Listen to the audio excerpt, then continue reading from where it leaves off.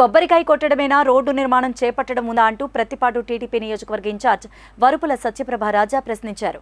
నియోజకవర్గంలో ధ్వంసమైన రోడ్లను వెంటనే పునరుద్ధరించాలన్నారు. ఈ సందర్భంగా ఆమె మీడియాతో మాట్లాడుతూ ఇటీవల ఏలేశ్వరం మండలం తూర్పు లక్ష్మీపురం నుంచి రమణయ్యపేట వరకు టీడీపీ జనసేన శ్రేణులతో కలిసి పాదయాత్ర చేసి రోడ్డుకి అడ్డంగా గోడ కట్టి ఆందోళన చేసిన నేపథ్యంలో నియోజకవర్గ వైసీపీ ఇన్ఛార్జ్ వరుపుల సుబ్బారావు హడావడిగా పెదమల్లాపురం రోడ్డుకి కొబ్బరికాయ కొట్టడం హాస్యాస్పదమన్నారు.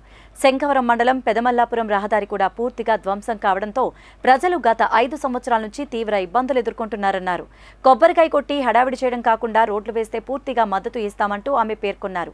నియోజకవర్గంలో అన్ని మండలాల్లోనూ ముఖ్యంగా శంఖవరం నుంచి పెదమల్లాపురం రోడ్డు చాలా పూర్తిగా ధ్వంసమైపోయి ఉండడం వల్ల అక్కడ ప్రజలు గత 5 సంవత్సరాల నుంచి ఎన్నో ఇబ్బందులు గురి అవుతున్నారు.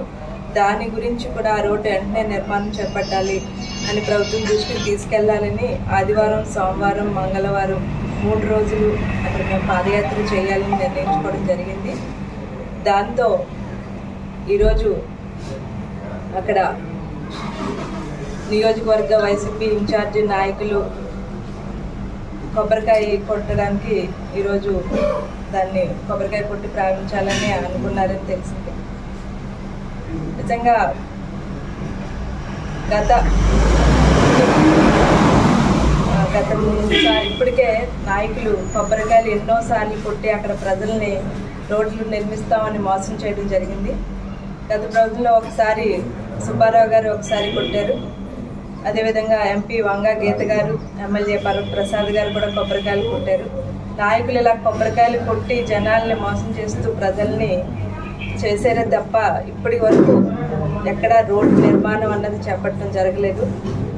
ఈసారి అయినా నిజంగా మోసం లేకుండా నిజంగా రోడ్డు నిర్మాణం చేపడితే మేము దాన్ని పూర్తిగా స్వాగతిస్తున్నాం. అది కాకుండా గతంలో లాగే మళ్ళీ దాన్ని అలాగే కొబ్బరికాయలు కొట్టడం వరకే ఉంచితే మాత్రం ఒక 15 రోజుల తర్వాత మళ్ళీ మేము ఈ పాదయాత్ర చేసి ఈ రోడ్డు నిర్మాణం వెంటనే చేపట్టాలని పాదయాత్ర చేయాలని నిర్ణయించుకోవడం జరిగింది. ఇప్పటికైనా నాయకులు అక్కడ ప్రజల ఇబ్బందులను తెలుసుకుని దీన్ని రోడ్డు నిర్మాణం చేపడితే మేము దాన్ని పూర్తిగా స్వాగతిస్తూ వారిని అభినందిస్తాం.